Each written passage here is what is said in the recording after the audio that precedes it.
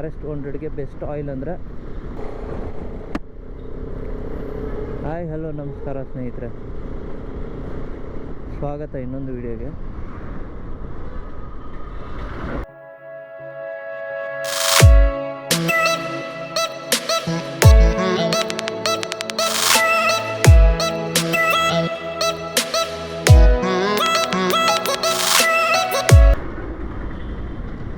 ಇವತ್ತು ಒಂದು Rs200 service ಮಾಡ್ಸೋಕೆ ಹೋಗ್ತಾ ಇದ್ದೀವಿ.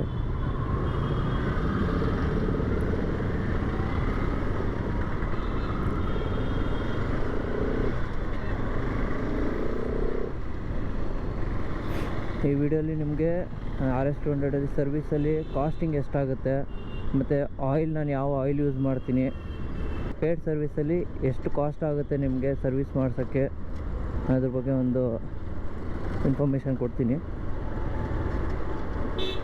ಆಲ್ರೆಡಿ ಸ್ವಲ್ಪ ಟೈಮ್ ಆಯಿತು, ಕಾಲ್ ಮಾಡೋರ ಹತ್ರ ಆಲ್ರೆಡಿ ಮಾತಾಡಿದ್ದೆ. 9 o'clock 9:30 ಒಳಗಡೆ ತೊಗೊಂಬನ್ನಿ ಗಾಡಿನ ಅಂದರು. ನಿಯರ್ಲಿ 10 ಆಗೋಯ್ತು ಟೈಮು.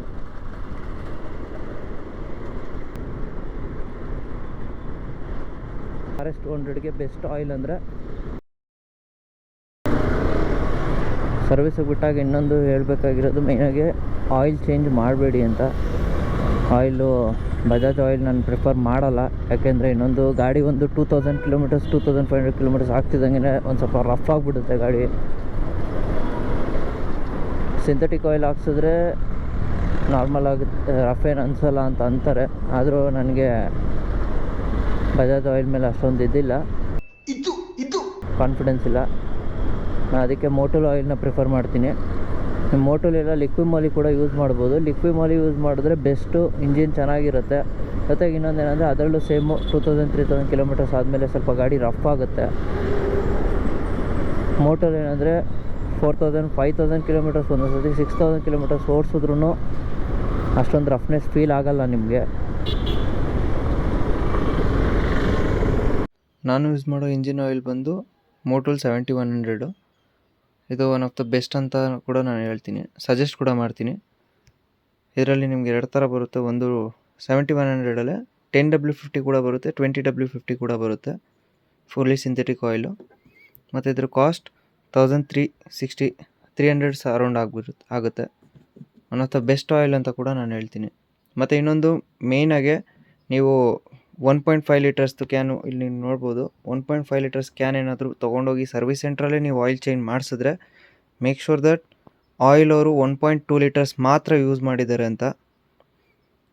ಸಮ್ಟೈಮ್ಸ್ ಏನು ಮಾಡ್ತಾರೆ, ಸಮ್ಟೈಮ್ಸ್ ಪ್ರಾಬ್ಲಮ್ ಏನಾಗುತ್ತೆ ಅಂದರೆ ಆಯಿಲು ಅವರು ಕಂಪ್ಲೀಟ್ 1.5 ಲೀಟರ್ಸ್ ಕೂಡ ಹಾಕ್ಬಿಡ್ತಾರೆ. ಆವಾಗ ನಿಮಗೆ ಗಾಡಿ ಇಂಜಿನಲ್ಲೇ ಎಫೆಕ್ಟ್ ಆಗುತ್ತೆ. ಅದನ್ನೊಂದು ಸತಿ ಚೆಕ್ ಮಾಡ್ಕೊಳ್ಳಿ.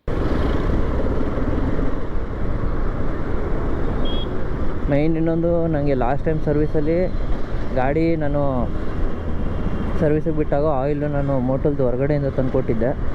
ಆ ಆಯಿಲು 1.5 ಲೀಟರ್ಸು ಅಷ್ಟು ಫಿಲ್ ಮಾಡಿಬಿಟ್ಟಿದ್ರು ಗಾಡಿಗೆ. ಈ ಸತಿ ಆ ಪ್ರಾಬ್ಲಮ್ ಆಗದೆ ಇರೋ ಥರ ನೋಡ್ಕೋಬೇಕು. 2000 years later. ಸರ್ RS ಸರ್ವಿಸ್ಗೆ ನಾನು ಕಾಲ್ ಮಾಡಿದ್ದಲ್ಲ, ಹಾಂ ತಂದಿದ್ದೆ.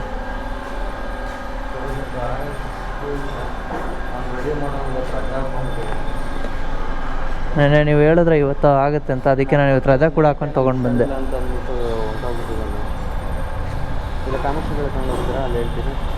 ಅಲ್ಲಿ ಹೇಳ್ತೀರಾ? ಅಲ್ಲಿ ಪ್ರಕಾಶ್ ಅಂತ ಇದ್ದಾರೆ, ನಿಮ್ಗೆ ಏನಂದರೆ ಆಯಿಲ್ ಬಂದು ನಾನು ಮೋಟಲ್ ಆಯಿಲ್ ಹಾಕ್ಕೊಟ್ರೆ ನಾನು ತೊಗೊಂಡೋಗಿ ಅಲ್ಲಿ ನಿಮ್ಮ ಕಣ್ಣು ಮುಂದೆನೇ ಬೇಕಾದ್ರೆ ಬಂದಾಗೆ ಹಾಕ್ತಾರೆ. ಹೌದಾ? ಸರಿ, ಓಕೆ. ಒಂದು ಸತಿ ಇನ್ಫಾರ್ಮ್ ಮಾಡಿಬಿಡಿ, ನಾನು ಅಲ್ಲೇ ಹೋಗ್ತೀನಿ. ನಾನು ಇವಾಗ ಜಸ್ಟ್ ಅಲ್ಲಿಂದನೇ ಬಂದೆ, ಆ ಸರೌಂಡಿಂಗಿಂದನೇ. ನಾನು ಕಾಲ್ ಮಾಡಿದ್ನಲ್ಲ, ಅದಕ್ಕೋಸ್ಕರ ಇಲ್ಲಿಗೆ ಬಂದೆ ನಾನು. ಸರಿ, ನಾನು ಕಾಲ್ ಮಾಡ್ತೀನಿ, ಓಡಿ ನಾನು ಹೇಳಿ. Okay, thank you. ಇವಾಗ ಎಲ್ಲಿಂದ ಬಂದು ಅಲ್ಲಿಗೆ ವಾಪಸ್ ಹೋಗಬೇಕು ಫ್ರೆಂಡ್ಸ್.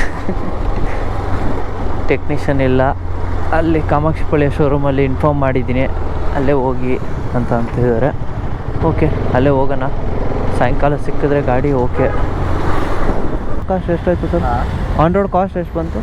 ಆನ್ ರೋಡ್ ಬಂದು 195 ಅದು, ಲೋನ್ ಮೇಲೆ ಹಾಕ್ಸ್ಕೊಂಡು 215.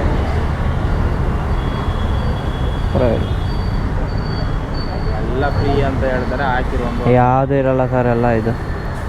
ನಾನು ಅಲ್ಲೂ ಮನಸ್ಸಿರಲಿಲ್ಲ, ನನ್ನ ತಮ್ಮನ ಗಾಡಿ ಅದು, ಗಾಡಿ ಓಡ್ಸೋಕ್ಕೆ ಬರಲ್ಲ. ಗಾಡಿ ತೊಗೊಂಡಿದ್ದೆ ಗಾಡಿ ಶಬಾಷ್.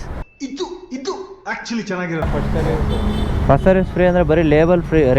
ನೀನ್ ಈ ತರ ಬಿಗಿ ಬಿಗಿ ಬಿಗಿ ಅಂತ ಬಿಕ್ಕಳ್ತಾ ಇದ್ರೆ ನನಗೆ T T T T T T ಅಂತ ತಿಕ್ಕಿ ಹಿಡಿಯುತ್ತೆ. ಲೇಬರ್ ಚಾರ್ಜಸ್ ಇರಲ್ಲ ಅಷ್ಟೇ, ಇನ್ನೇನು ಎಲ್ಲದಕ್ಕೂ ಕಟ್ಟಬೇಕು. One eternity later.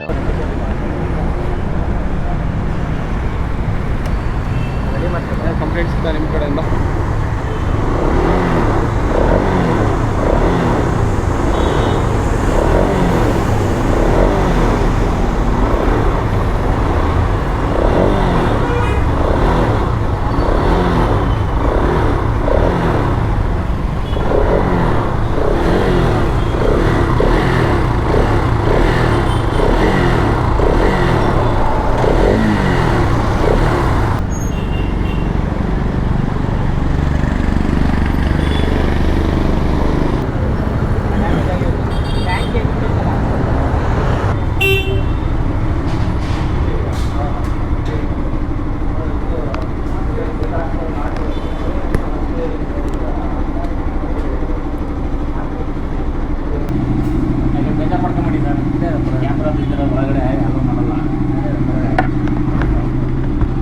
The next day.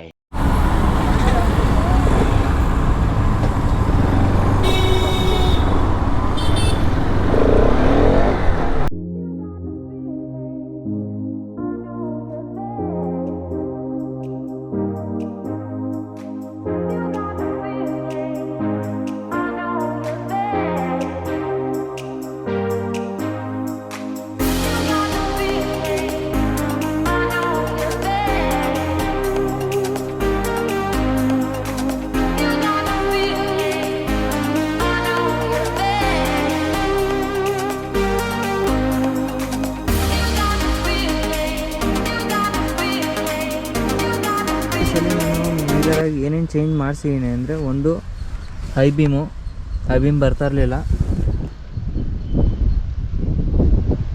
ಮತ್ತು ನಾರ್ಮಲ್ ಜನರಲ್ ಸರ್ವೀಸು, ಮತ್ತು ಬ್ಯಾಕ್ ಸೈಡ್ ರೀ